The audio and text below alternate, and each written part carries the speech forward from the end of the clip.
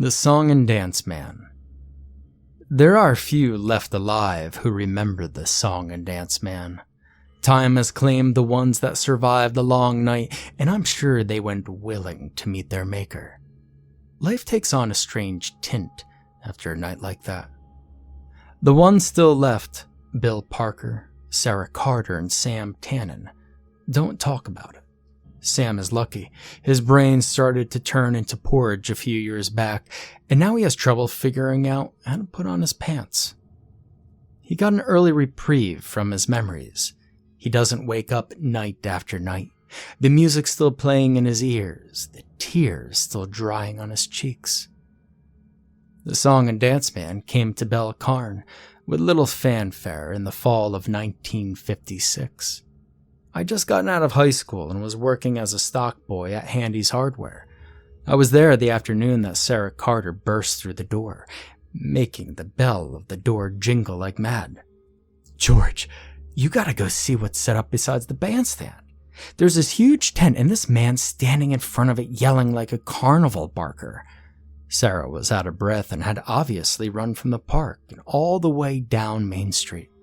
Her hair was whipsawed every which way, and one strand stuck to the end of her nose. She gave a quick puff and blew it out of the way, waiting for me to react. With Sarah, I was always 2 steps behind in running to catch up. The girl had energy in those days and in an unlimited supply. I stopped rearranging the nails and said, "There wasn't anything up there when I walked by this morning.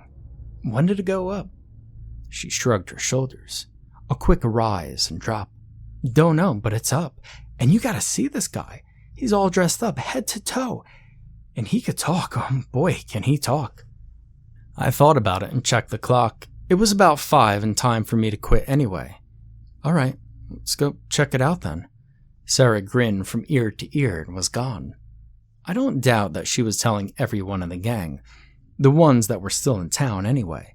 Most of us scattered to the 4 winds after graduation. Only a handful of us remained in town, and only a handful of us were on hand to witness the dance. I walked down to the bandstand by myself, not bothering to wait for the others. Most likely, Sarah was already there waiting for us. I met up with Bill as I passed the drugstore, where he worked as a soda jerk. "What the hell is Sarah talking about, George?" She blew in here and then blew out again before I could ask her anything. And Bill was a big guy, the tallest and heaviest guy in our class, and I just about cracked up the first time I saw him wearing that little peaked paper cap McClearly makes his soda jerks wear. Bill doesn't really like to be laughed at though, and after the knot under my eye went down, I made sure not to laugh at him anymore. He's a good guy aside from that temper. He was the best guy in the high school basketball team too, though he's one of the few guys who got kicked out of the game. He threw another player halfway down the court, and they were on the same team too. Bill said that the other guy elbowed him in the gut. It had to have been an accident. I mean, no one would have done it on purpose. We both walked down the street, Bill smoking a cigarette, a habit that caught up to him in 1995 when they removed his right lung. At the end of Main Street, we crossed Buchanan and entered the park. Normally, at that point, we would have been able to see the bandstand, perched on a hill at the center of the park. During the summer, there'd be concerts, performances by the school marching band, a church choir singing some hymns, that kind of thing. And once, there was a couple of kids from high school who had put together a pretty good rockabilly group. But someone on the parks committee passed an ordinance that banned rock and roll in the park. Small towns, you know? But now, there was a huge, faded yellow tent blocking the bandstand, like the kind in the circus or the kinds those old revival ministers like to use when they're feeling the spirit and they like to feel your wallet too. Come on, everybody. It's getting close. It's getting close. We're going to have ourselves a heck of a time tonight. Yes, indeed, a heck of a time. We'll be singing, we'll be dancing. I promise you that. And the Song and Dance Man always keeps his promises. We still couldn't see him. Too many people were blocking the way. It looked like the whole town had shown up to see the song and dance man. Bill tugged on my sleeve and pointed. I followed his finger and got bug-eyed. It was Reverend Harper, the Baptist minister. I've lived a good long time, but I ain't ever seen a man that could thump a Bible harder than he. Harper preached against the evils of sin in drinking, sin in smoking reefer, sin in smoking tobacco, sin in lying, and most of all, the sin in dancing.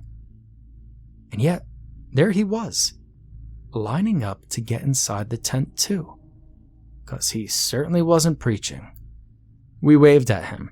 Bill waved with a hand that held the cigarette, and that old Baptist turned red as the Red Sea and turned and walked away.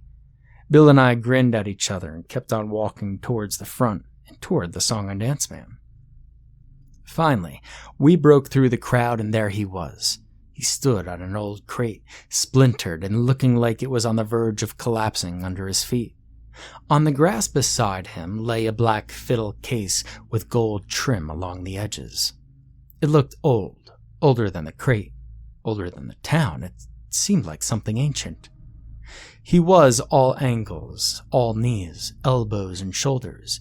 He was tall and gangly, his body moving and bopping to the rhythm of his words. He wore a red and white pin-striped jacket, looking like he belonged in a barbershop quartet. A straw hat sat on his head, always getting pushed back or pulled forward by his long-fingered hands. Long, 6-fingered hands. Hell, I stared when I saw that. I'd read that some folks are born with 6 fingers, but, reading about something and seeing it are two different things. His eyes just about flashed blue lightning as he spoke, and sparks nearly flew from those white teeth. And he never stopped talking. He didn't stop for a breath, for questions, or anything. He just kept up that pattern like his very soul depended on it. All right, we're getting close, getting real close. Yes, we are. Are you ready to dance? Are you ready to sing? 'Cause I'm ready to play my fiddle. Yes, I am. Got a fiddle at my feet and I'm ready to play. Ready to make those strings sing. Can you believe it? He'd clap his hands, and that'd be as close to a pause as he was willing to do. Sarah and Sam came up to us now, having found us in the crowd. Sarah elbowed me in the rib and said, "What'd I tell you? Looks like he should be in a carnival trying to get us to see the bearded lady or something." Sam nodded his head in greeting to us, which caused the glasses to slide down his nose, and he gave them a short push back up to where they belonged. He was as tall as Bill, but nowhere near as built. He was the smart guy in our gang. You had to have someone like him around to tell you how to do things, like take apart the principal's car and rebuild it in the school gym. Not that we did anything like that. "What's he selling?" asked Sam. "A dance, I figure," I said. "What's it cost?" The song and dance man must have heard him, because he said, "What does it cost, I hear you ask? Why, it doesn't cost $1, and it don't cost a quarter, and it don't cost a dime. Folks, this will cost you nothing. Just get on in and dance to the song all night long." We looked at each other. It was a great deal. A little free music and a space to dance. There wasn't much to do in a town back in those days, and there still isn't. This was almost too good to be true. The song and dance man stopped now, a minor miracle in of itself. He dug deep into his pocket, pulled out a gold watch, checked the time, and then grinned a grin that must have shown every one of us his teeth. He pocketed the watch and said, "Folks, it's time for the dance, so come on in, everyone, because it's time for the dance to begin." And with that, he hopped down from his crate, grabbed it up with a fiddle, and darted through the tent flaps. Sarah, Bill, Sam, and I nearly got mowed over in the rush to get inside, but we were still the first ones in.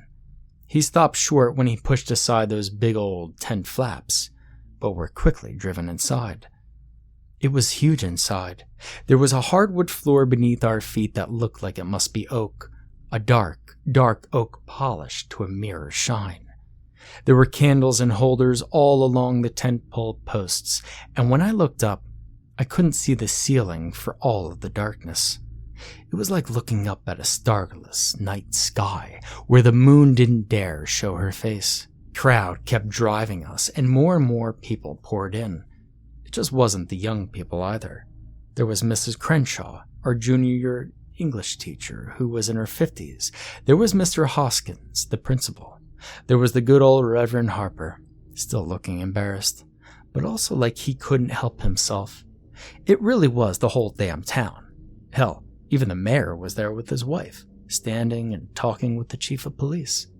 Soon, everyone was inside, and the murmur from the talking was nearly deafening.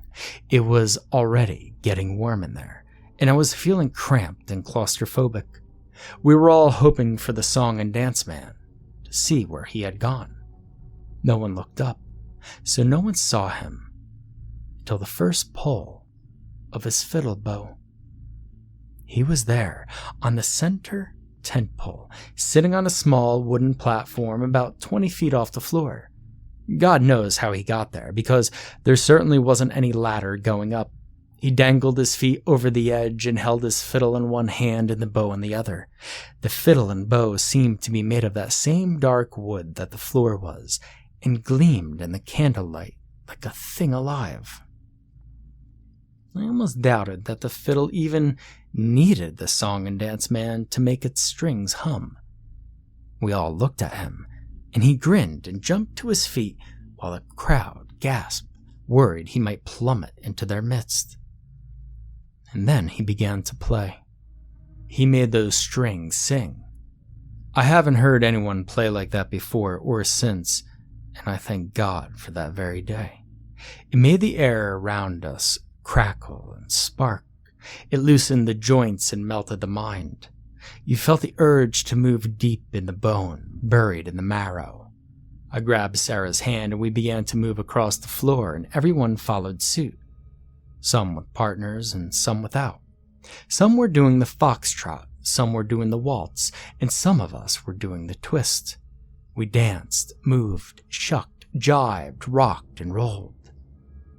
I passed Reverend Harper moving his feet in a clunky box step with Eloise Grendel and an old battle axe of a Catholic. I saw the mayor's wife waltzing with Dan Adams, one of our firemen.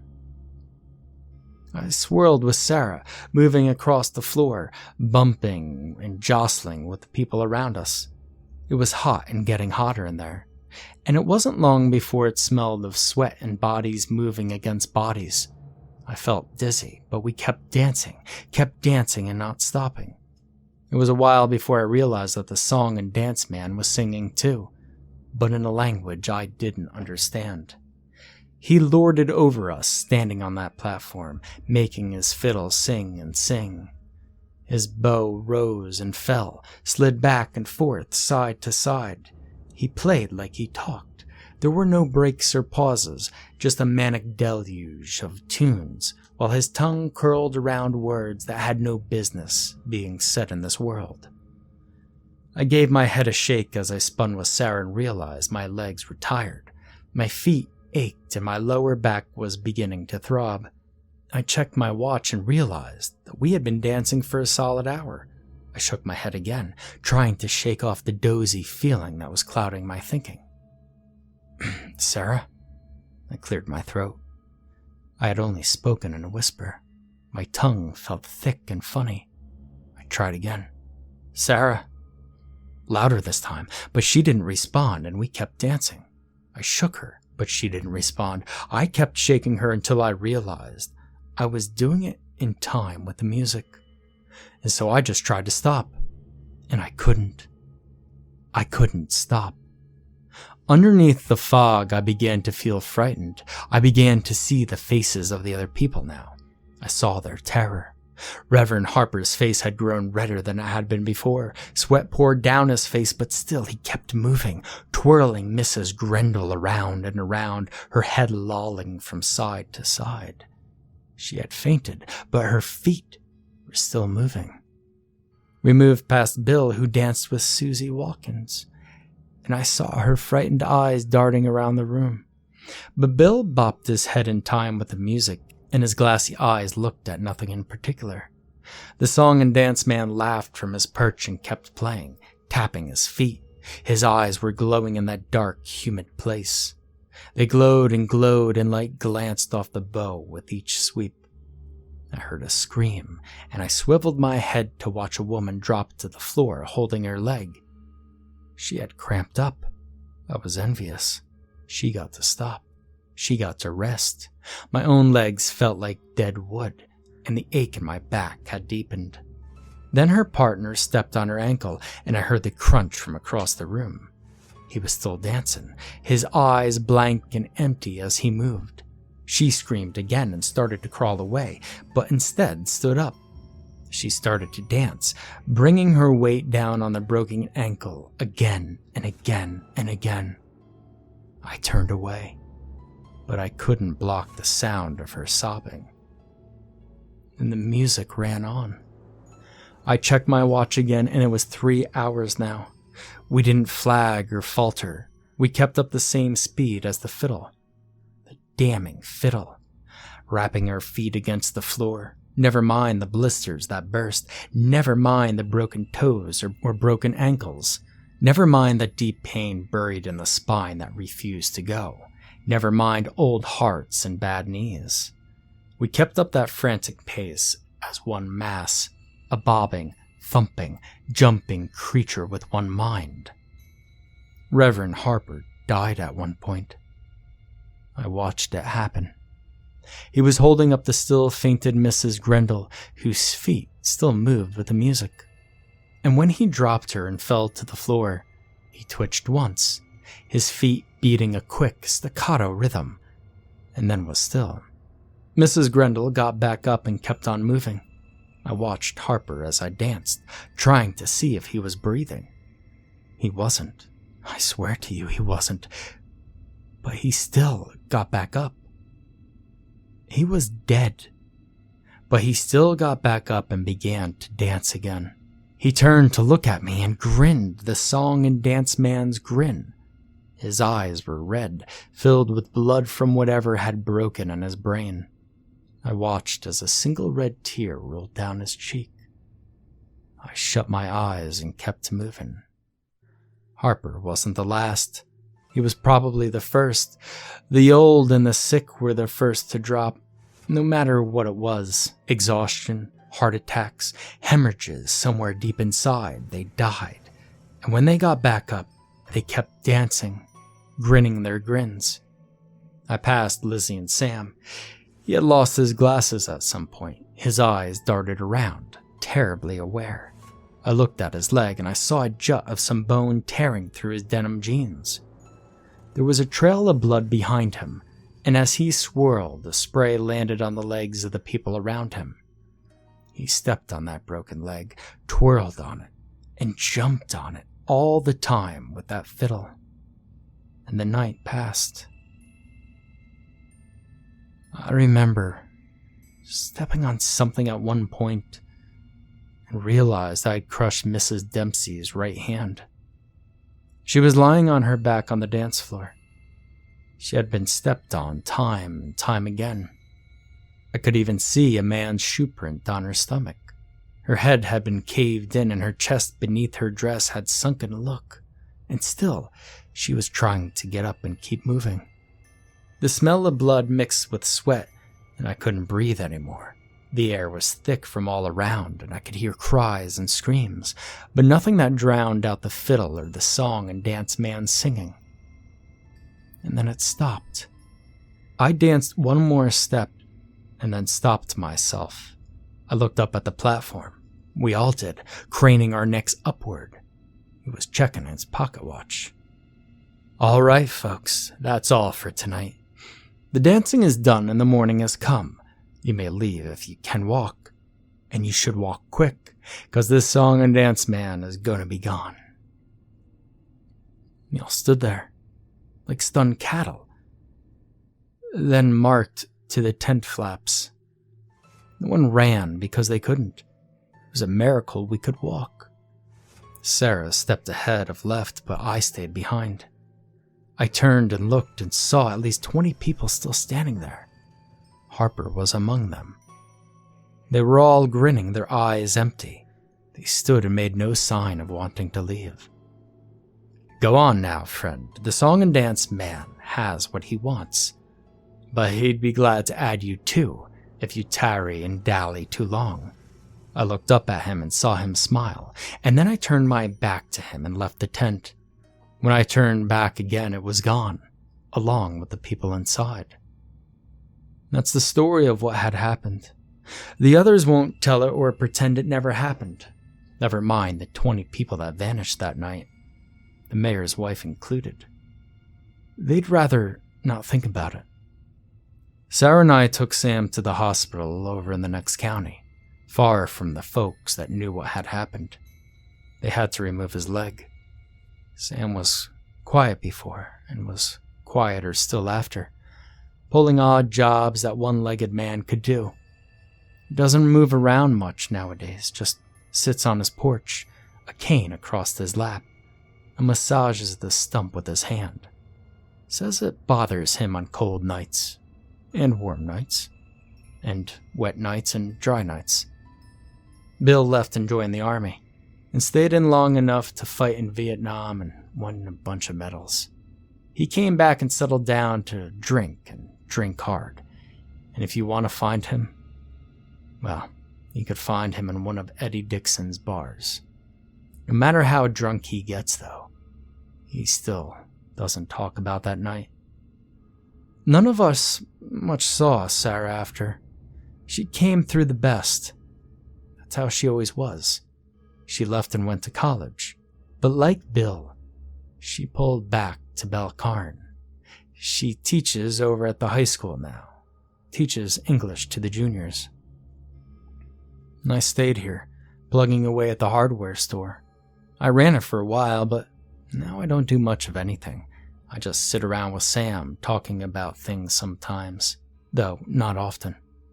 If I stay too late, if I stay too long, I'll see his eyes go glossy behind those Coke bottle lenses, and he'll disappear into himself. And I'll catch him humming a faint trace of a song, and the hair on my neck stand on end, and goosebumps rise on my arms in great knots. My foot will start to tap out a small beat on the hardwood porch, and a big wide grin will spread across Sam's face. The grin of the song and dance man.